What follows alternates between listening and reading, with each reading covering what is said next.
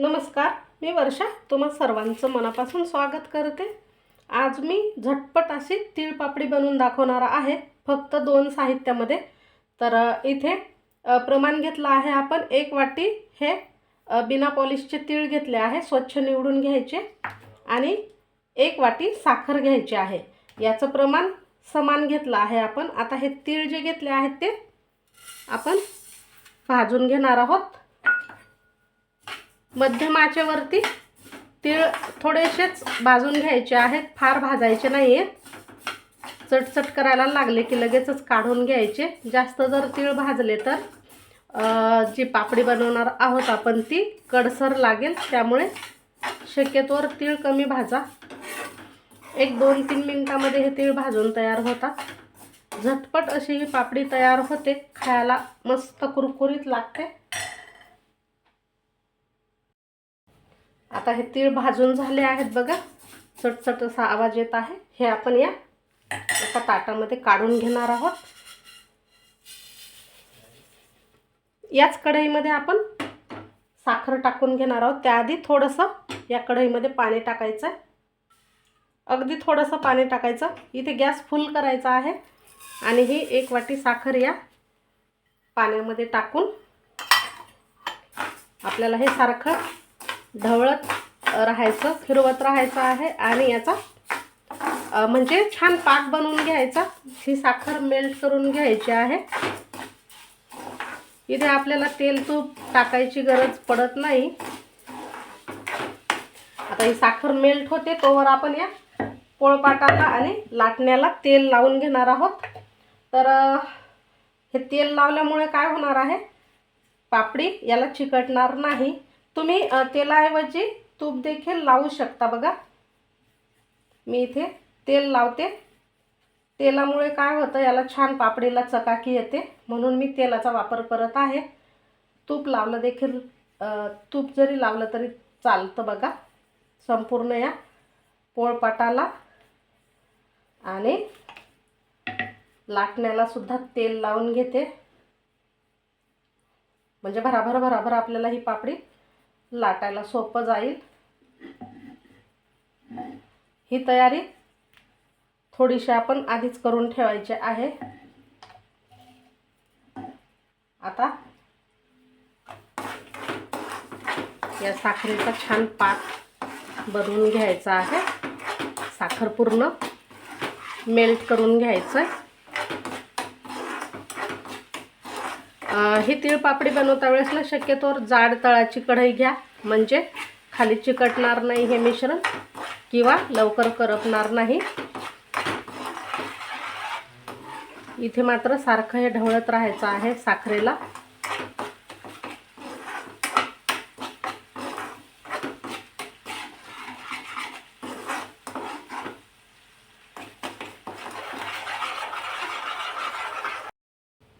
आता इथे साखर व्यवस्थित असं मेल्ट झालेलं आहे आणि तुम्ही इथे पाहू शकता छान याचं कॅरेमल तयार झालं आहे। आता आपण लगेचच हे भाजून घेतलेले तीळ यामध्ये टाकून घेणार आहोत आणि एकदम मिक्स करून घेणार आहोत पटापट असे। गॅस थोडा वेळ चालू ठेवायचा, लगेच बंद न करता हे छान तीळ यामध्ये मिक्स करून घ्यायचे आहेत, अशा पद्धतीने व्यवस्थित। आणि आता गॅस बंद करायचा आहे। आता आपण हे मिश्रण आहे ते या तेल लावलेल्या पोळपाटावरती काढून घेणार आहोत। ही प्रोसिजर मात्र फास्ट करायची आहे, इथे अजिबात वेळ घालवायचा नाहीये।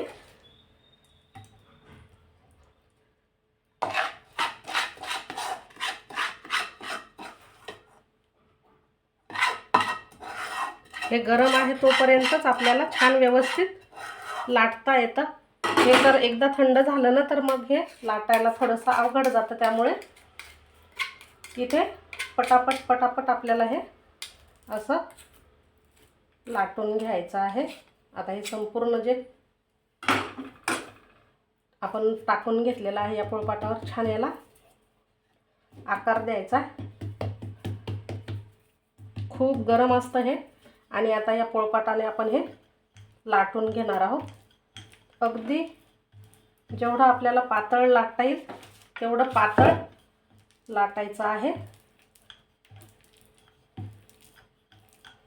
इथे तुम्ही पाहू शकता तेल लावल्यामुळे हे अजिबात चिकटणार नाही याला.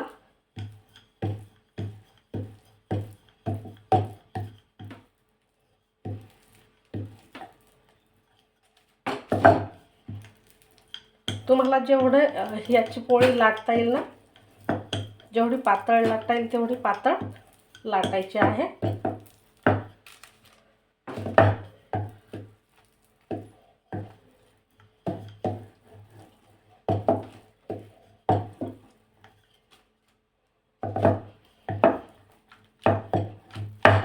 तुम्ही इथे पाहू शकता लगेच हे कडक व्हायला सुरुवात झालेली आहे. आता आपण ह्याचे गरम असतानाच तुकडे किंवा काप आकार द्यायचा आहे. अशा पद्धतीने, किंवा तुम्ही सरळ थंड झाल्याच्या नंतर छोटे छोटे याचे तुकडे जरी केले तरी देखील चालतं. पण गरम असताना शक्यतोवर असं काप केले की मग आपल्याला कट करायला बरं पडतं.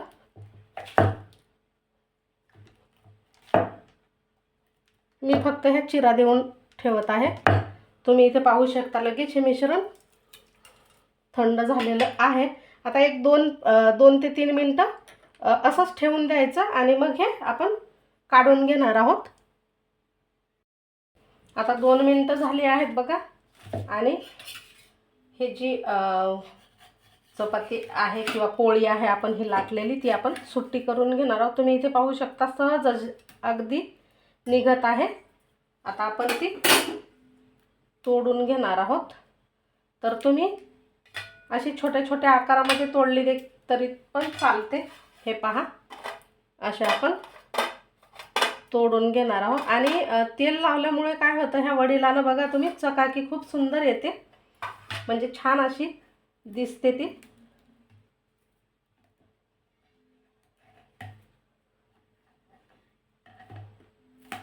हे तुम्ही थंड झाल्यावर देखील करू शकता. आता थोडंसं हे गरमच आहे, हाताला चटके बसणार नाहीत. अशा पद्धतीने आपण हे तोडून घेणार आहोत. कुरकुरीत होते, तोंडात टाकताच विरघळते आणि खायला मस्त लागते अशी. तर तुम्ही ही तिळपापडी अशा पद्धतीने नक्की करून बघा. कशी झाली मला कमेंट करून सांगा. व्हिडिओ आवडल्यास लाईक शेअर करा. आणि हो, नवीन असाल चॅनलवर तर सबस्क्राईब करायला देखील विसरू नका. ज्यांनी आधीच आपल्या चॅनलला सबस्क्राईब केलेलं आहे त्यांचे अगदी मनापासून धन्यवाद. तर हे पहा, आपली ही अगदी झटपट अशी ही तिळपापडी तयार झाली आहे. जशी थंडी होईल ना, म्हणजे हे जेवढी थंड होईल तेवढं कुरकुरीत होते. आणि नंतर आपण ही डब्यामध्ये भरून ठेवणार आहोत.